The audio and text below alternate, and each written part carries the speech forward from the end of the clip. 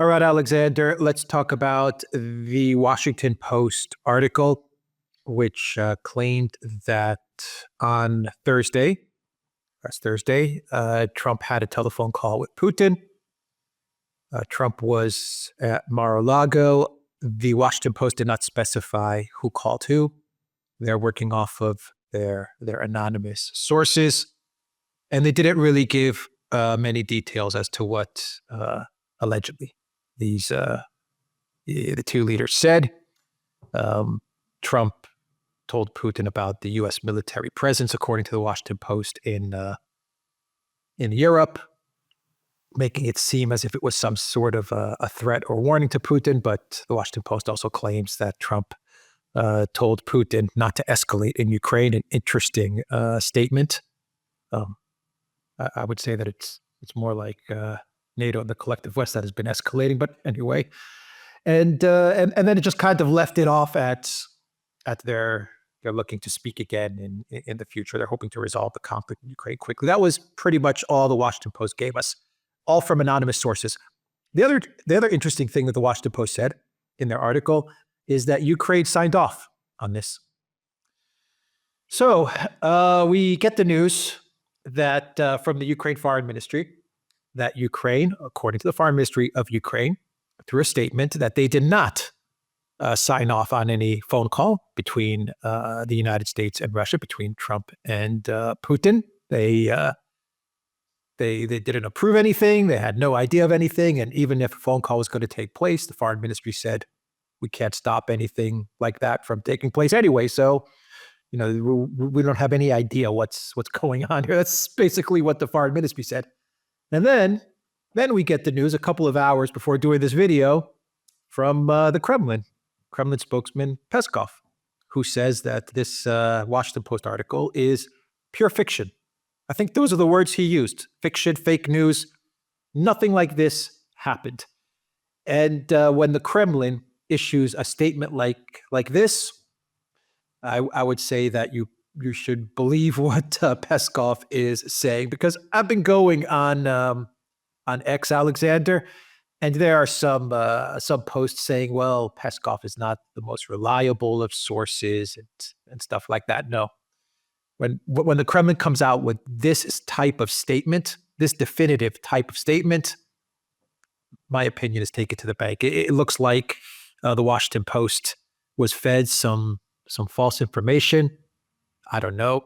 Maybe Bezos should revisit that op-ed that he posted a week or two ago about the problems with the Washington Post, because something is not adding up here. Anyway, I think that's a summary of where we are at the moment of recording this video. What are your thoughts? Right. The first thing to say about whether this call took place or not is that I completely agree with what you've just said about Peskov. In fact, I would go further. I think you can bank this one from Peskov. Now, Peskov has sometimes been economical with truth, but this is a straightforward, clear-cut denial. And he's making it on the record. He's coming out and he's saying it. He's saying this call never happened. The Washington Post article is based entirely on anonymous sources. A very good rule is if one source denies a story on the record and the other asserts it anonymously, then you should always go with the source that denies it on the record. I mean, they've actually gone on the record. Peskov is there. He said that this call didn't happen. Now, I'm going to say this. I read this article last night in London, and I immediately felt, and I'm not trying to, speak from hindsight here, I did feel when I read it that there were some really odd things about it. First of all, Thursday was the day when Putin made a massive 4.5-hour speech and press conference at the Valdai Summit meeting. Now, that would have happened, obviously, over the course of the day. It's possible you could just about see how in the late evening, which would have been in the late evening in Sochi, Moscow time, which would have been during the day in the United States, there might have been a call arranged between Trump and Putin. But it on the face of it, doesn't seem particularly likely. One would have thought that Putin would not want to field calls after having done a massive press conference, taking up a huge amount of his time that way. And of course, he's very, very busy anyway in Sochi, conducting the Valdai conference. So there were timing issues. But then the real problem, the thing that really made no sense to me, was the conversation as it was being reported, because we read that Trump asks Putin not to escalate. What does that even mean? What does it mean? Is he asking Putin, stop the war, which is obviously absurd, and Putin isn't going to accept that? Or is he asking Putin, don't extend the war beyond Ukraine, which Putin has never shown the slightest interest or desire to do? And this business about bringing up the topic of American troops in Europe, what was that intended to convey? Was it a threat? I mean, as you said, it sounded like a threat. It didn't seem to me to be a good way of starting a conversation between Putin and Trump. And it was, again, as if Russia doesn't know that there are troops in Europe? Exactly, and doesn't know exactly That's what this whole conflict is about. Well, exactly. So, I mean, the conversation as it was described really didn't make much sense to me. But then, it was the Washington Post. One wondered whether perhaps things hadn't been explained or described properly. And, well, the following morning, today, as you correctly say, we get the news, the confirmation, both from the Ukrainians that they don't know anything about this call, and then from the Kremlin that the call never took place.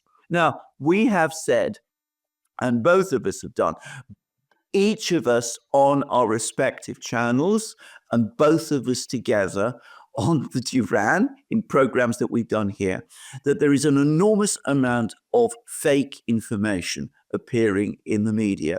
We had a few days ago reports that Pompeo and Nikki Haley and Tom Cotton were being considered for posts in the forthcoming administration. We now know that isn't true. Trump has flatly denied that.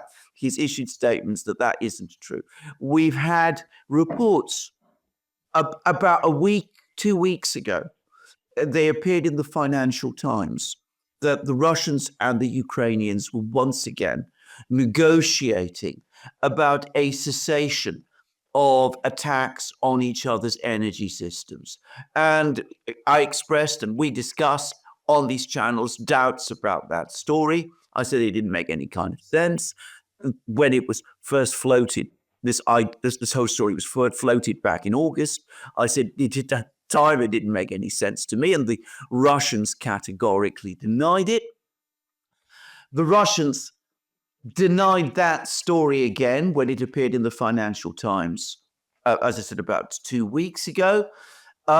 And we have now had further denials of the truth of that story from the Ukrainians.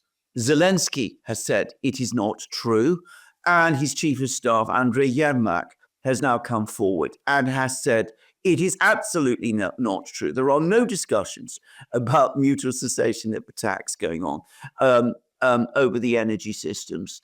We've had reports about all kinds of peace plans that Trump is supposed to have endorsed, plans involving deployment of peacekeeping forces, keeping Ukraine waiting for 20 years before it's allowed to join NATO, and those sort of things. And again, we said none of these plans look like they have any connection to Donald Trump. We discussed how they clearly neocon plans, neocon light, neocon plan light, neocon plan heavy, to try to catapult Trump into adopting positions on Ukraine which were completely contrary to his interests. We have a story today in the Daily Telegraph in London that Macron and Starmer are plotting to get Biden to agree to launch missiles against Russia before Trump becomes president. A story which, again, I don't believe and which is nowhere in the media. What all of these stories have in common is that they're trying to push Trump into some kind of confrontation with the Russians. Whoever is behind all of these stories is trying to push Trump into confrontation with the Russians and is trying to push the Russians into making all kinds of concessions in advance of possible negotiations that took place. These stories are being fed to the media by basically various neocon groups in the United States and in London. Quite plausibly, the Ukrainians themselves are playing, or at least some people in Ukraine are playing some kind of a role here as well. If you read or hear stories of this kind, treat them with extreme skepticism, because my sense is that Donald Trump very wisely is playing his cards very carefully this time. He's saying as little as possible and probably won't say very much about Ukraine until he has been inaugurated president. He hasn't yet sorted out and filled all of the posts in his administration. He's giving clear indications that he's not going to go with the neocons this time. And Donald Trump Jr., speaking, I am sure, with actual knowledge of his father's thinking, is saying the same thing. And I don't believe and don't expect there to be any kind of substantial discussions between the Trump administration and the Russians until after the inauguration takes place. So be very, very careful about all of these stories. There is intense maneuvering going on, and there are two explanations behind them. One is Donald Trump's victory in the US presidential elections, which some people are worried about and are trying to box Trump in. And the other is Russia's coming victory in the war, which again is making some people very, very worried, and they're trying to engineer some kind of negotiation process which will force the Russians, as they hope, to limit their potential gains. So this is what's going on in the media at this time.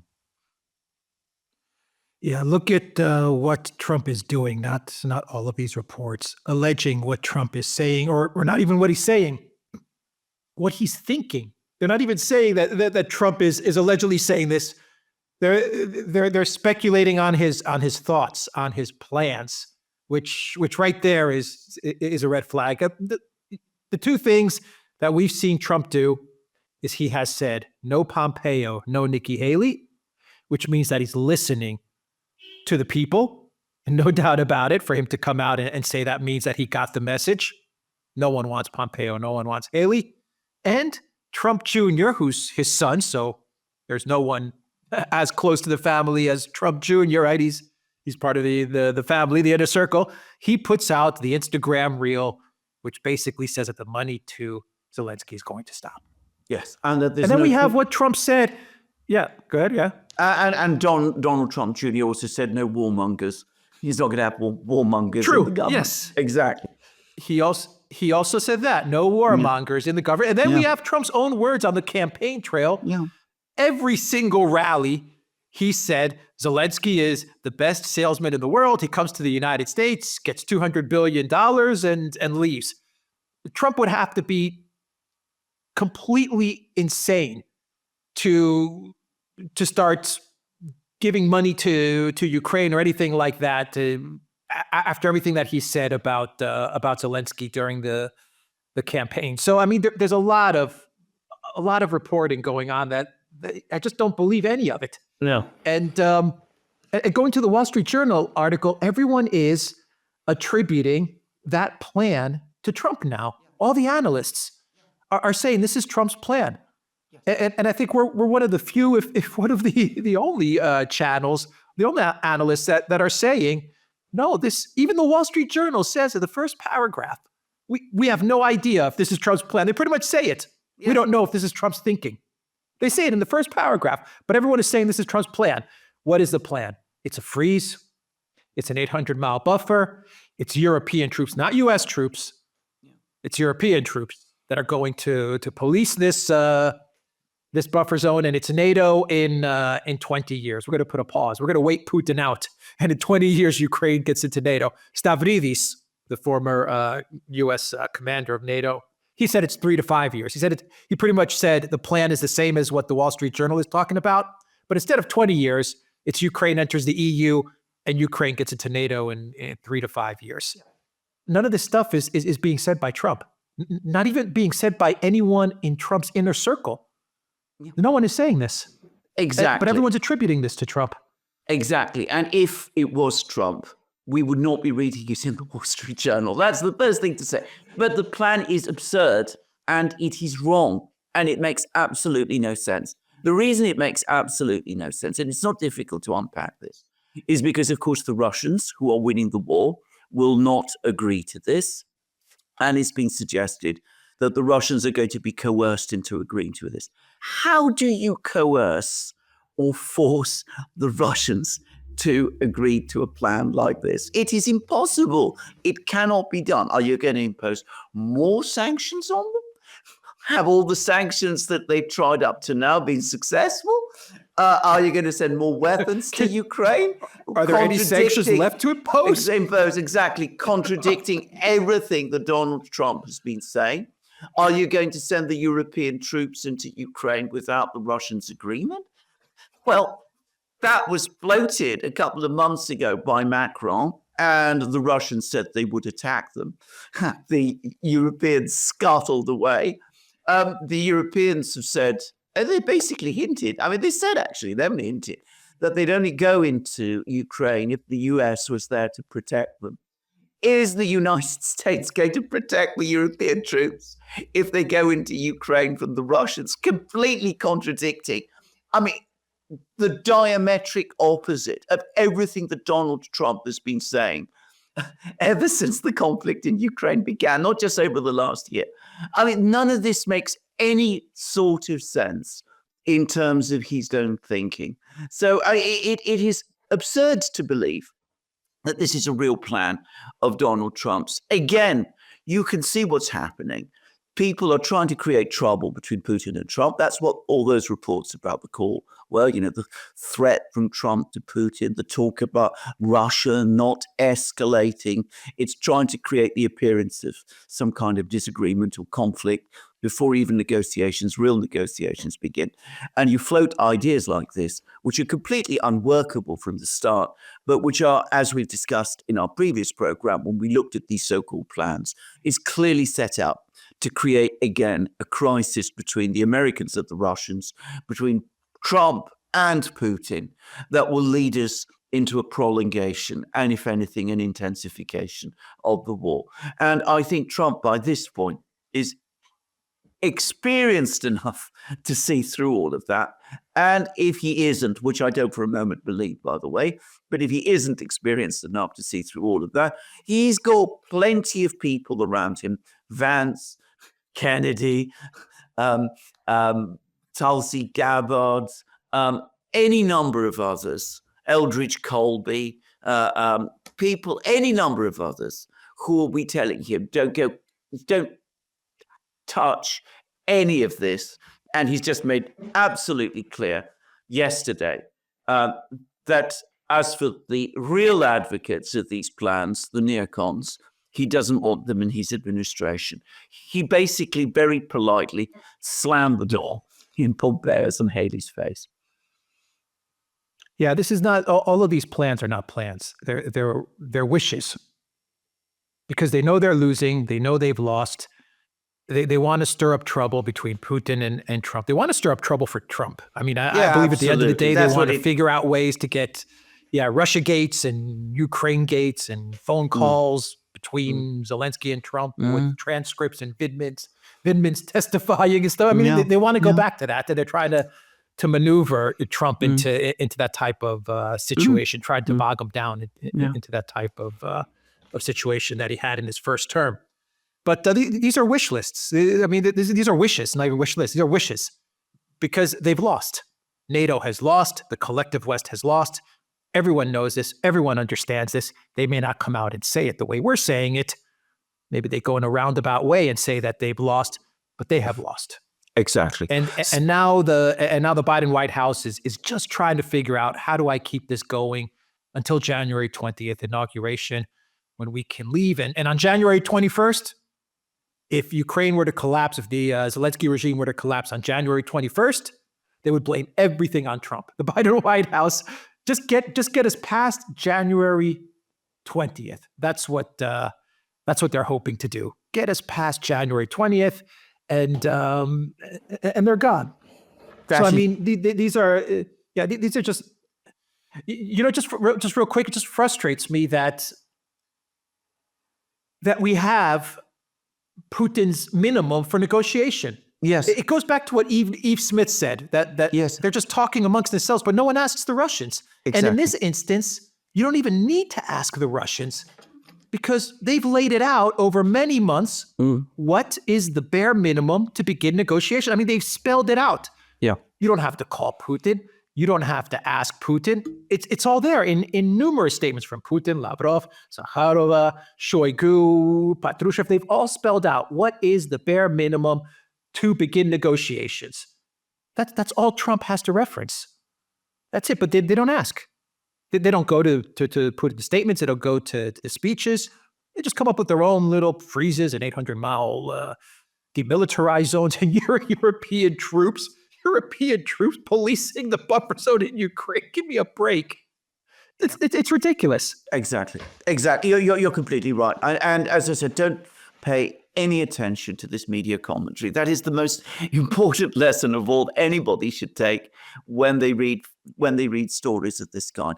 I should say that I have never seen in any transition period so many false stories of this kind being floated in the media at the present, as we're seeing now. Of course, if we're talking about the previous transition period involving Donald Trump, the 2016-2017 one, you got lots and lots of false stories, again, all of them originating from within the US government, of a completely different kind. Those trying to pretend that Donald Trump was some kind of Russian agent, which, as we know, was absolute nonsense, and which we said at the time was absolute nonsense. This time, it's been done in a different way, but these stories are also untrue. By the way, just on the Starmer-Macron idea, a story in the Daily Telegraph that that they're plotting to get Biden to authorize deep strikes on Russia before Trump takes office. I don't believe Biden would do that. I don't believe Sullivan would do that, because, as you absolutely rightly say, the objective now is not to win the war, but to prevent a Ukrainian collapse before January. Launching deep strikes against Russia, all that is going to do is going to create an enormous crisis, which Biden and Sullivan would have to deal with before the inauguration, which is the last thing they want, I would have thought. But in terms of Trump and Macron, I don't want to overstate the intelligence of these people, but I would have thought that even they understand the plotting Starmer and Macron. Starmer and Macron. Starmer and Macron, sorry. I don't want to overstate the intelligence of these people, but I would have thought that even they understand that plotting something like this and trying to get something like this sneaked through before Trump takes office would be absolutely catastrophic. Trump would be furious about this. He would certainly demand that he be consulted in advance. If they did it in that kind of way, then whatever possible relationship there might be between Britain and the Trump administration, and indeed between France and the Trump administration, would be shot to pieces even before the inauguration took place. So I don't believe that story either. And it's only being floated in one article in the media in London. It's, again, the same people in London as the ones we see in Washington, feeding false stories to the media in order to manipulate and create a crisis so as to prolong the war. It's Professor Mifsud, Alexander. It's Professor Mifsud, obviously. He's Mifsud. very busy. You're absolutely right. That's exactly who it is. I forgot all about him, but you're completely right. It's Professor Mifsud, obviously. Yeah, so I mean, Stammer's clueless, but I don't think he's that clueless to go forward with this reporting from the Telegraph. Yeah, and the giveaway, at least when I was going through the article, is that they claim they're going to appeal to Biden's legacy, and that's why he's going to greenlight the missile strikes into Russian territory. I'm like, appeal to his legacy. What are they talking about? Exactly. It's crazy. So what? Let's end the video by playing devil's advocate. Let's say Trump does take this plan, and he does present it to Putin. Let's say all the reporting is accurate. All the anonymous sources are accurate, and Trump takes these ideas, these plans, demilitarized zones and stuff like that, and freezes, and he calls up Putin, and he says, "This is my deal. Take it or else." I don't know, whatever. What are your thoughts on that? Well, if he does that, then he's delivered himself into the hands of the neocons. The Russians will obviously say no. They will continue the war. They will go on fighting. They will go on winning, which is what they're doing. There will be further. There will be an intensification of the war in that case, and then Trump will be put in a position where either he takes Putin's no for an answer, which would be deeply humiliating for himself and would open him up to criticism in the United States as a weak and indecisive president who's not able to stand up to Putin and enforce his own red lines. Or in the alternative, he is maneuvered into a situation where he starts confronting Putin, tries to gain leverage over Putin by arming the Ukrainians, imposes more sanctions against Russia, and transforms into Joe Biden, which is also what the neocons want. So I can't believe he's going to do. With what? How? Exactly. I know. Yeah, exactly. That's my follow-up question. Even if he would want to become, even if Trump wants to morph into Joe Biden, how can you arm Ukraine more? How can you do this? Well, without actually putting U.S. troops in Ukraine, how? Well, which to be absolutely clear is what some people on the neocon side would very, very much want to do. And in fact, it's not inconceivable that they would be urging Donald Trump to go precisely there. I don't believe it's ever going to happen. But if it did, it's the end of Donald Trump. I mean, I think that's the thing to say. I mean, it would be the end of Donald Trump. It would be the collapse of the MAGA movement. If there was a decision made to send American troops to fight the Russians in Ukraine, there would be massive protests across the United States. After the election result, I don't think anybody should be in any doubt about that at all. The question of the war and people's opposition to it came up repeatedly, we're told, in discussions that people had with people who voted for Trump. So if that were to happen, as I said, it would create a massive schism. It would create a crisis within the MAGA movement. It would be the end of Donald Trump's presidency. He would become a president in name only, and the neocons would be back in control. Yeah.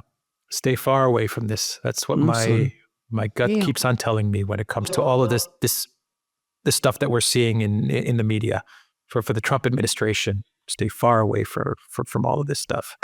And the reports suggest, not just the reports, but the actions suggest that is exactly what he's doing. He said no to Pompeo and Haley. He is not promoting neocons into his government. Donald Trump Jr. has said what he said. We've had all of the comments that Donald Trump made on the campaign. And the very latest report I saw this morning, which I can't verify or corroborate because I've only just seen it, is that in fact Trump is going to focus on the Middle East and leave anything to do with Ukraine to J.D. Vance, who's made his opinions about the conflict there absolutely crystal clear. And I think it's a sensible and wise approach for Trump to take. And I'm confident that is the one he will take in the end. Yeah, I read a report, I believe it was in the Wall Street Journal, but I'm not 100% on this, which claimed that Yermak tried to call Vance. Vance didn't pick up, tried to call him twice. I'm not 100% on this. Yeah. But I remember seeing something like this. I believe it was in the Wall Street Journal. Yeah. But I mean, I'm not sure about it. It's very difficult to know what is true and what is not. And it may be that this story is true, and if it is, it's interesting. But all the indications are, or the real concrete indications, the ones that are based on Donald Trump's actual words and the actions he has taken since Tuesday, that he's going to see through his intention of distancing and ultimately ending the US's involvement in the war in Ukraine. And he's going to have a lot of support. People, this is a thing that people, again, need to understand. It's not as if Donald Trump is acting against the unified opposition now of the entire American political, military, intelligence, and security establishment. The Pentagon is clearly indicating of the last few weeks and months that they've had it with Ukraine, that the Ukrainian demands are endless and cannot be satisfied. They can see the way the war is going. The people at the Council for Foreign Relations, Richard Haas's people, they're still coming up with all sorts of ideas of freezes and that kind of thing. But they too basically understand that the US is over-invested in this. So this time, Trump is going to go with the flow. It's not as if he's got everybody lined up against him on this one. And of course, if you're talking about general sentiment amongst the people of the United States, well, 75 million people have made their feelings absolutely clear. They do not want the United States further involved in wars, certainly not against the Russians, certainly not in Ukraine. No, he's received a mandate. The Republicans received a very strong mandate from the American people. Yeah, absolutely. This would also explain, just a final thought, this would also explain the panic, fear, anxiety, despair in Zelensky as well as in the EU leaders. Yeah, they know what Trump is going to most likely do, right? Exactly. Another very important clue is that apparently lots and lots of European leaders have been calling Trump ever since he was elected, or congratulating him, trying to get him to make commitments about Ukraine. And very, very cannily and wisely, he's a very, very much more experienced man again than he was in 2016. He has refused to be drawn. He's giving them nothing, which is exactly what he should be doing at this time, and which is completely consistent with his ultimately doing what we said. Yeah. All right. We will end the video there. TheDuran.locals.com. We are on Rumble, Odyssey, BitChute, Telegram, Rockfin, and X. Go to the Duran shop, pick up some merch. A link to the Duran shop is in the description box down below. Take care.